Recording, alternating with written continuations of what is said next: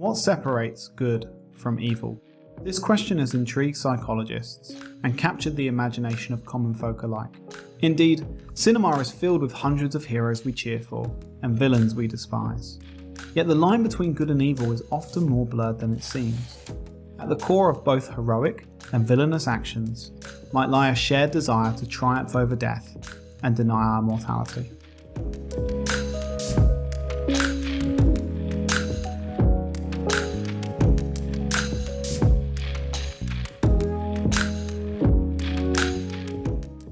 Since antiquity, the role of death in life has been a profound theme written about by scholars and depicted in ancient texts, such as the Epic of Gilgamesh. One of the most significant explorations of this theme was formulated by the cultural anthropologist Ernest Becker in his Pulitzer Prize-winning book, The Denial of Death. Becker's work laid the foundation for a social psychological theory known as terror management theory, which has for nearly 40 years attempted to provide empirical evidence supporting Becker's claims about the role of death anxiety on human behaviour. Becker in his book argues that as self-conscious animals, our awareness of the inevitability of death is an unwelcome and frankly terrifying realisation which conflicts with our basic biological predisposition towards survival. He argues that without some way to manage our anxiety about death, human beings would not be able to function in the face of knowledge of their impending annihilation. Becker suggests that humans primarily manage this terror of death by investing in a cultural belief system that promotes a sense of living in a world of meaning, and moreover gives us a sense of how we should live our lives to feel like we are people of value. Becker's central thesis, therefore, is that the real world is simply too terrible to admit, and that we require some form of serviceable illusion that fosters a sense of value and meaning in order to live.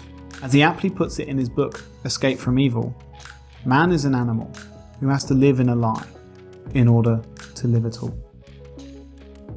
Becker's analysis of the terror of death seeks to uncover the essence of what it means to be human, a theme that is vividly reflected in the movie Barbie. The movie begins in Barbie Land, a utopian society where various versions of Barbie dolls live in harmony.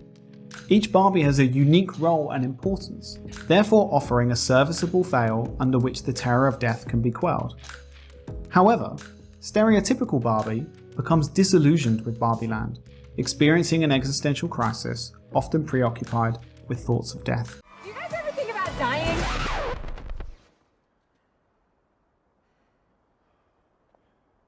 This disillusionment with her cultural beliefs prompts Barbie to embark on a journey to rediscover a sense of meaning and purpose in her life.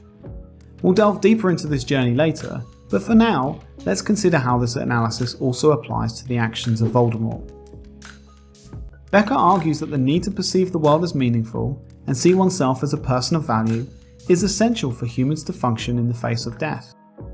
However, he further contends that both meaning and value serve to give us a sense that we can somehow triumph over death. In essence, Becker argues that we strive to feel that we can persist beyond our death, and that this can bring us a source of comfort. In terror management theory, this desire for immortality can be divided into literal or symbolic modes. Literal immortality refers to a belief that death is not the end, such as believing in an afterlife, as suggested by many of the world's great religions. Symbolic immortality refers to the feeling that some part of ourselves will persist across time and space. This might be through building a legacy, having children, or creating something to be remembered by. Although we might die, the belief that we will be remembered can help quell the anxieties that the awareness of death arouses in us. This quest for immortality is a central theme in Harry Potter, especially in the actions of the series' antagonist, Voldemort. Voldemort throughout the book seeks to achieve eternal life. In the first book we learn about his pursuit of the Philosopher's Stone, and later we discover that he has split his soul into Horcruxes, objects that grant him everlasting life. In addition to his pursuit of literal immortality, Voldemort's quest for power and control is also driven by his desire to achieve symbolic immortality. Firstly, his obsession with the purity of wizarding blood could reflect his belief that symbolic immortality can be attained through the perpetuation of bloodlines, akin to how one can achieve immortality through children or attaching oneself to an eternal group like one's nation. Second, by imposing his ideology through his followers, the Death Eaters, and the dark mark they leave behind, Voldemort seeks to establish a legacy that will endure beyond his physical existence. Voldemort's actions embody a relentless pursuit of immortality, which is echoed in his very name. Derived from the French Voldemort, meaning flight of death, Voldemort's moniker subtly alludes to his drive to separate himself from his mortal identity as Tom Riddle and achieve immortality as Voldemort. Indeed, Voldemort being half-blood and his hatred of muggles and belief in wizarding superiority may reflect his anxieties about death. After all, muggles are shackled to the laws of nature, so can do nothing to prevent themselves from succumbing to the vagaries of existence, whilst wizards are magical, supernatural, who can potentially defy the laws of nature and live on eternally. Thus, Voldemort expends significant time and effort to distance himself from his physical, mortal nature. This starkly contrasts with Barbie, who throughout her journey becomes increasingly aware of her mortal, physical existence. Barbie's disillusionment with her perfect world and increasing preoccupation with death leads her to have a profound shift in perception, particularly regarding her own body. Her feet flatten out, her thighs expand, and her legs develop cellulite.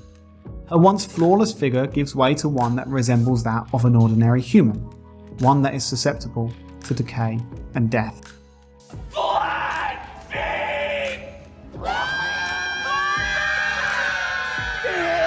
This change in perception underscores Ernest Becker's analysis of the fear of death, highlighting the body as a tangible reminder of our mortality.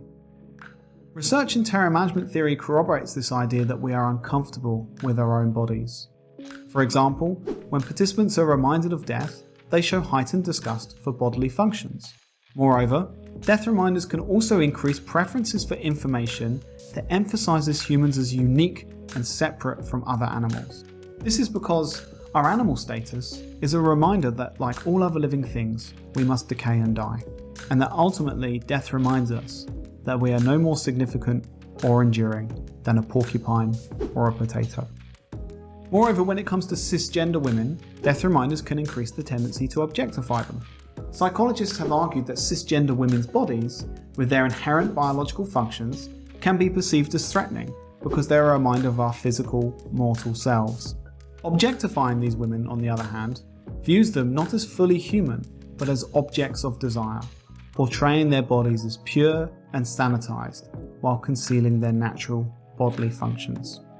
Indeed, Barbie's journey into the real world starkly exposes this reality.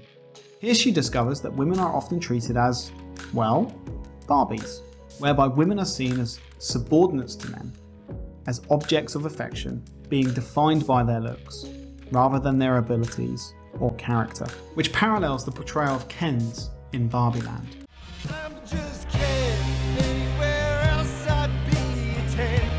Barbie's journey in the film delves deeper into the core of human existence and reaches its pinnacle in a poignant encounter with her creator, Ruth. Ruth's profound revelation that humans only have one ending, ideas live forever, encapsulates the essence of our mortality and the enduring legacy of our thoughts and creations. Through this, she echoes Becker's insights into the human condition.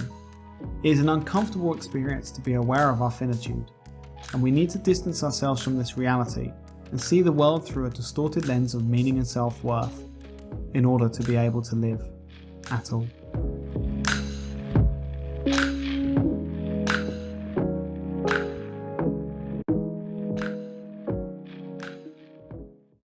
Being a human can be pretty uncomfortable. I know. Humans make things up like patriarchy and Barbie just to deal with how uncomfortable it is.